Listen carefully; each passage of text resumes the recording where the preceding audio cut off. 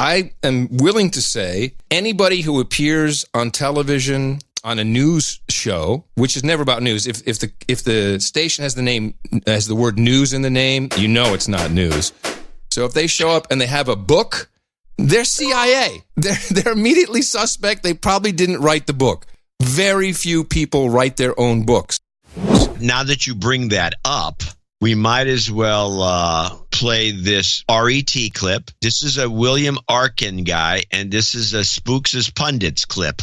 So you talked about the people who populate the networks as pundits, and you've been a fierce critic of the national security state, or at least understanding who it is who is explaining things to us. Reading from Politico, former CIA director John Brennan laid a super spook, they said, to be reborn as a TV newsie. He just cashed in at NBC News as the senior national security and intelligence analyst. The Brennan acquisition seeks to elevate NBC to spook parity with CNN, which employs former Director of National Intelligence James Clapper, former CIA Director Michael Hayden, a similar capacity. Other lesser-known national security veterans thrive under TV's grow lights. Almost too numerous to list. They include Chuck Rosenberg, former acting DEA administrator, Chief of Staff for FBI Director James Comey, and counselor to former FBI Director Robert Mueller, Frank Figliuzzi, former Chief of FBI Counterintelligence, Juan Zarate, Deputy National Security Advisor under Bush at NBC, Fran Townsend, Homeland Security Advisor under Bush,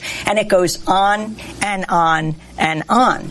These are now the pundits. And so when you have a situation like President Trump announcing he will immediately withdraw U.S. troops from Syria and have the troops that are in Afghanistan, you have this massive attack on him that's actually led by the permanent national security state under the guise of pundits on television.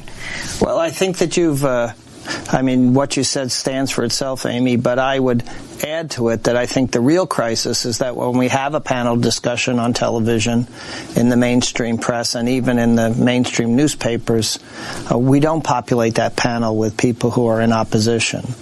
We have a single war party in the United States, and it's the only one that is given voice. Really what we see on TV now is former Obama administration officials masquerading as analysts who are nonpartisan, when in fact they are partisan. I just don't think the American public gets well served by the fact that there isn't a broad range of opinions on those panels. So, for sure, if you ever come out with that vinegar book, then we know you've been compromised. That's a given. That's a given. Yeah, because the CIA is going to have to write that vinegar book. Exactly. Everybody wants to spot the Yeah, on no agenda.